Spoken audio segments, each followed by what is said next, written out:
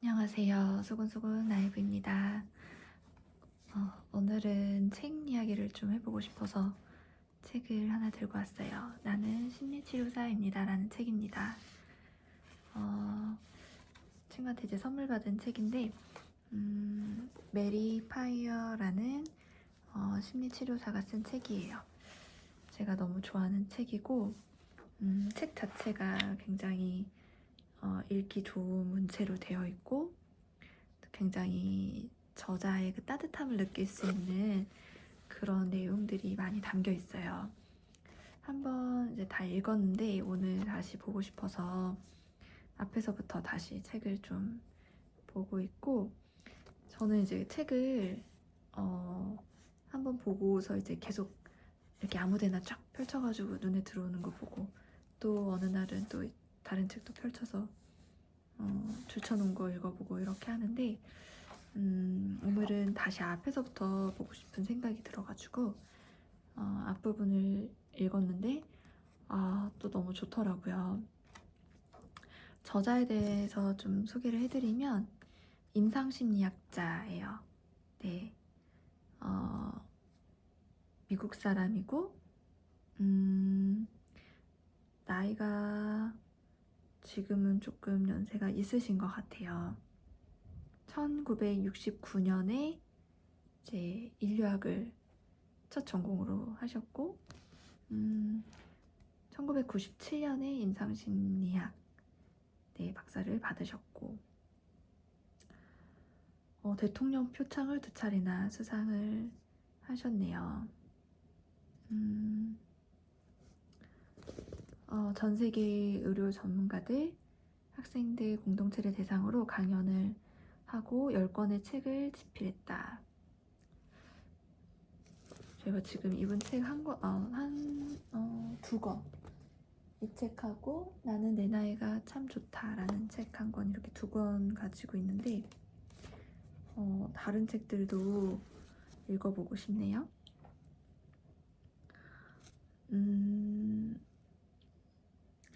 이렇게 책 소개가 되어 있어요.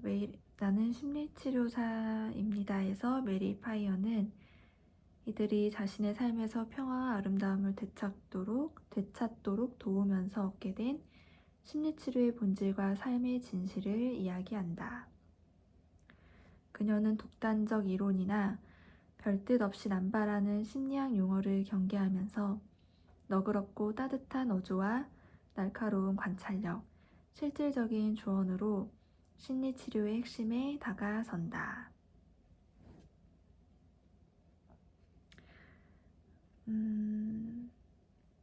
메리 파이어의 공감 능력과 통찰력, 그거를 책을 통해서 볼 수 있는 부분이 있고, 그리고 모든 이들이 이 지혜롭고 속 깊고 사랑스러운 책으로부터 도움을 받을 수 있을 것이다.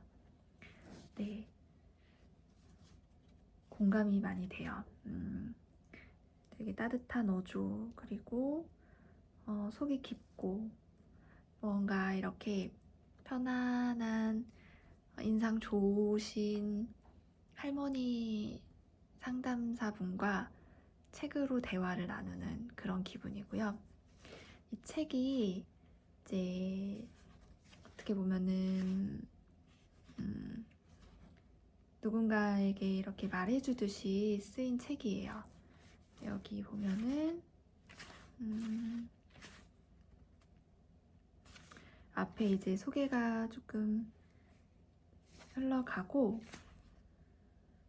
어디서부턴가 이제 누구를 지칭을 해요.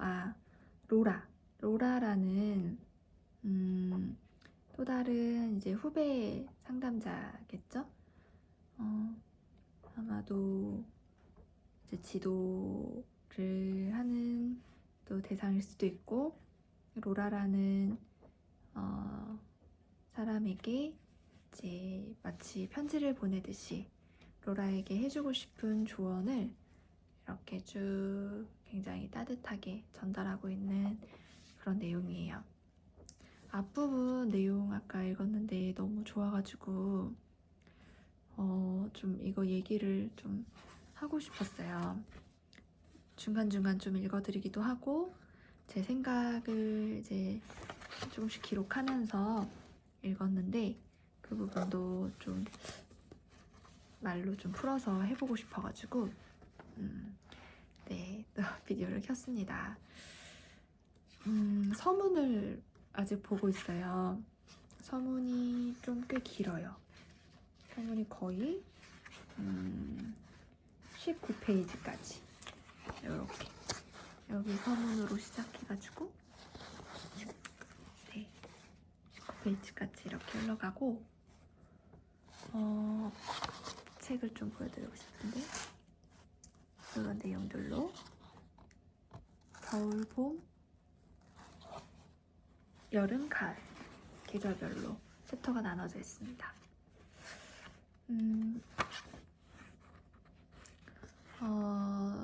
서문에 1972년 첫 내담자를 만난 이야기가 나와요.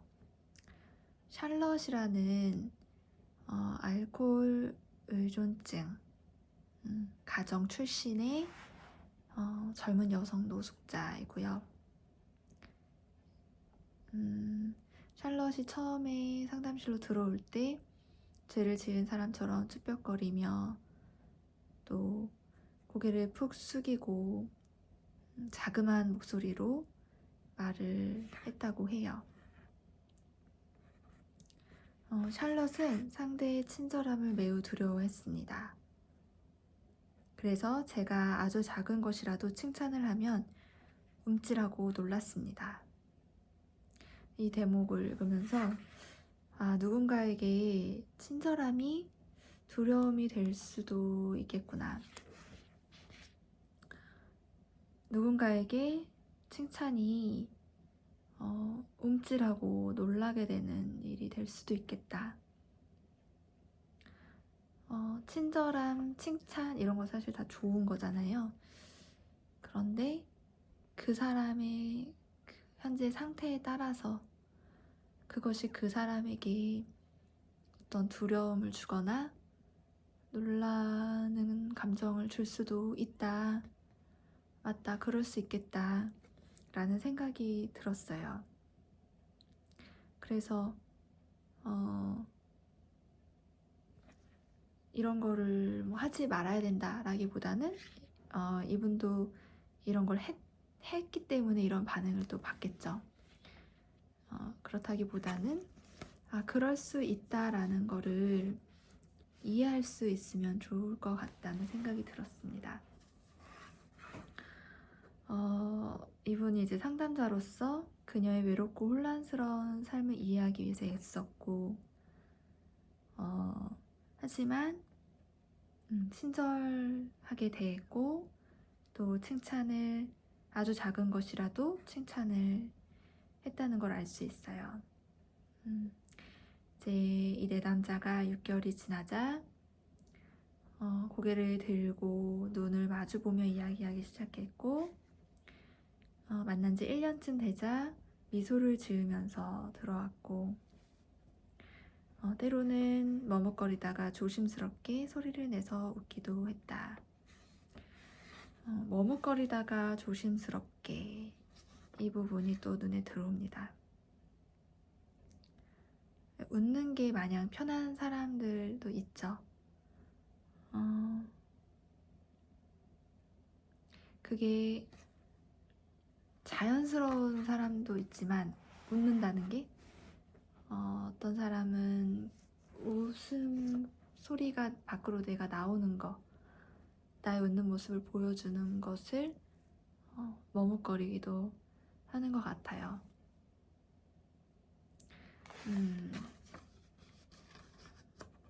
계속 보겠습니다.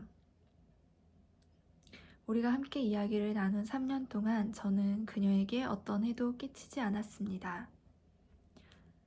저는 이 대목이 되게 와 이렇게 다가왔는데 위에다가 이렇게 썼어요. 나도 이렇게 이야기할 수 있는 상담자가 되어야겠다. 그리고 모든 관계에서 이렇게 이야기할 수 있도록 행동해야겠다. 저는 그녀에게 어떤 해도 끼치지 않았습니다.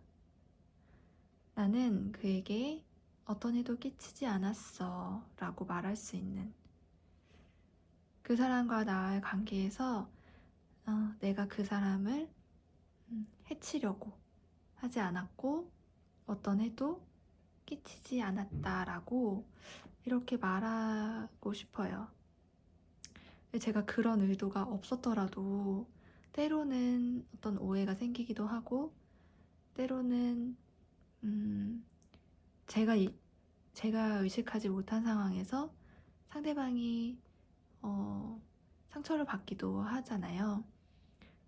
그런 부분까지 어떻게 하기는 좀 어려울 수 있지만, 제가 인식하고 있는 한에서는 나는 상대방을 해치지 않겠어.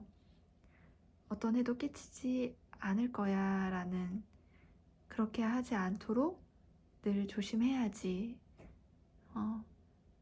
노력해야지, 이런 생각을 저는 제 자신이 하고 싶다는 생각이 좀 들었어요. 우리는 서로를 좋아했고 서로를 존중했습니다. 좋아했고 또 존중했다. 이게 두 가지가 같이 가야 된다라는 생각이 드네요. 좋아하는 것만 있고 서로를 존중하지 않는 경우도 있고, 존중은 하지만 또 좋아하지 않는 경우도 있죠. 존중이 저는 더 중요한 가치라고 생각해요. 여러분은 어떠신가요?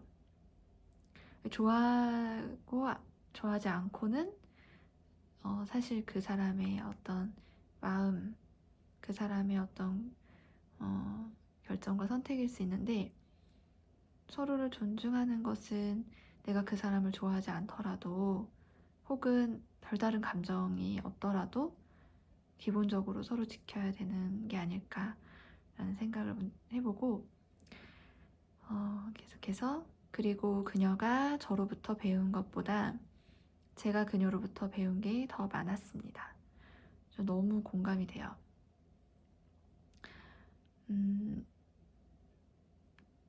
사실은 이 모든 상황을 경험하면서 배우는 게 더 많은 것 같거든요. 그 내용에 대해서 이제 아랫부분에 좀 더 나오는데, 이분이 이제 온갖 유형의 사람들을 만나면서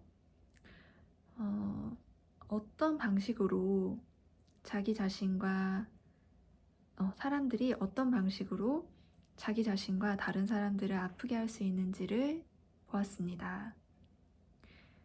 또한 살아가면서 어떤 실수들을 저지르면 안 되는지를 내담자들로부터 간접적으로 배웠습니다. 저는 다양한 선택들로 인한 결과들을 보면서 평생 가지고 갈 교훈을 수업료 없이 배울 수 있었습니다. 저 너무 공감이 되고, 간접적인 교훈, 어떤 방식으로 이렇게 스스로를 힘들게 하고 아프게 하는지, 어떤 선택과 결정들이 어떤 결과를 낳는지, 그걸 볼 수 있는 그런 장소가 맞는 것 같아요. 그렇기 때문에 그들을 판단하고 정죄하고 비난하는 것이 아니라, 새로운 관점으로 그 상황과 현실과 사건들을 바라보고, 그리고 새롭게 인식하고 또 다른 결정을, 다른 선택을 할 수 있도록 그렇게 어느 정도의 가이드를 하는 그런 곳이란 생각이 들고, 그런데 그 과정을 곁에서 지켜보면서 그 성장의 과정을 지지해 줄 수 있다는 건 너무너무 큰 축복인 것 같아요. 그러면서 이제 상담의 어떤 현실적인 상담 일을 하면서 느끼셨던 부분 간략하게 나오고, 그리고 상담 치료의 어떤 기법이라든지 어떤 치료의 방식의 변화에 대해서 살짝 얘기를 하시고, 그러면서 이런 대목으로 이제 이 단락을 마무리하는데, 심리치료는 항상 변화하지만 항상 똑같습니다. 이것도 이제 밑줄을 쭉 그었어요. 항상 변화하지만 항상 똑같다. 무슨 말인 것 같으세요? 항상 변화하지만 항상 똑같은 게 뭐가 있을까요? 심리치료가 그런 거라고 이분은 이렇게 표현하셨는데, 어떤 면에서 항상 변화할까? 어떤 면에서 항상 똑같을까? 저는 이제 그렇게 생각했어요. 앞에 얘기한 것처럼 어떤 상담의 기법이나 대상이 가지고 있는 어떤 문제나 또 상담 어떤 그 세계의 현실적인 부분들, 인식들, 세상이 상담에 대해서 인식하는 그런 인식들, 이런 것들은 어떤 면에서 항상 변화하겠다. 항상 똑같은 거는 내담자들이 치유가 되는 어떤 그 본질적인 부분은 똑같지 않을까라는 생각을 했어요. 결국에는 그 새로운 관계 경험을 하면서 그 안에서 아까 그런 존중과 애정, 진정한 사랑, 그리고 자신 안의 어떤 성장의 가능성, 이런 것들을 발견하고 또 받고 누리면서, 그러면서 내담자들이 치유가 되고 회복이 된다라고 생각을 하거든요. 뒤에 이제 그런 내용이 이제 천천히 나오는데요. 계속 다음 단락도 한번 볼게요. 저는 이 일을 사랑합니다. 때때로 사람들은 하루 종일 다른 사람들의 문제만 듣고 있으면 우울하지 않냐고 묻습니다. 그러면 저는 이렇게 대답합니다. 저는 문제를 그저 듣고 있는 게 아닙니다. 함께 해결책을 찾기 위해 듣는 거죠. 일반적으로 내담자들은 변화를 만들고 싶을 때 상담실을 찾습니다. 내담자들은 돈을 내고 조언을 구하며 또 기꺼이 들을 준비가 되어 있습니다. 내담자와의 몇 번의 상담을 하고 나면 항상 그렇지는 않지만 대개의 경우 승리의 경험이 들려오기 시작합니다. 이 대목도 굉장히 공감이 많이 됐어요. 저는 이 일을 사랑합니다. 네, 저도 그렇습니다. 저도 이런 질문을 받아본 적이 있는데, 문제만 듣고 있으면 막 가라앉지 않냐, 우울하지 않냐, 그리고 집에 와서도 계속 생각나지 않냐. 저는 이렇게 대답하진 않았는데, 여기서 이분의 대답 중에 그저 듣고 있는 게 아니다. 그저 듣고 있어야 될 때는 오히려 굉장히 힘든 것 같아요. 누군가의 힘든 이야기를 그냥 계속 듣고만 있어야 된다라고 하면 사실 그거 굉장히 고통스러운 일이 맞는 것 같아요. 그런데 상담 장면에서 이야기를 듣는 거는 저도 사실은 그렇게 어렵다고 느껴지지 않는 부분이 있어요. 왜냐하면 이분이 그 얘기를 저한테 정말 다 털어놓고 어떤 정말 도움을 얻기 위해서 자신의 어떤 진짜 내밀한 부분까지도, 치부가 될 수 있는 부분까지도 다 털어놨을 때 그걸 절대 함부로 가볍게 절대 들을 수가 없는 마음이 들고요. 그리고 그 이야기를 듣고 나서 제가 드리는 피드백에 대해서 이분이 절박하게 그걸 받아들이고 또 그걸 듣고 정말로 이행하시고 변화하시려고 하는 경우가 거의 대부분이기 때문에 저는 오히려 이 이야기를 그 누구에게도 하기 어려운 이런 이야기들을 나를 믿고 해주시는구나. 그게 너무 감사하고, 그리고 잘 듣고 잘 그 부분에 대해서 공감해드리고 또 마음이 이렇게 통할 수 있도록 해야겠다라는 생각이 더 많이 드는 것 같아요. 이게 꼭 뭔가 훈련되어서라기보다는 정말 그분이 진심을 꺼내면 진심은 사람을 이렇게 감동시키는 부분, 이렇게 마음에 확 들어오는 부분이 분명히 있는 것 같거든요. 마음을 열고 이야기를 해주시는 부분에 대해서 저의 마음도 무언가 반응하는 거죠. 그러면은 그게 듣는 게 힘겨운 부분으로 느껴지기보다는 이제 마음에서 어떤 감정들이 일어나요.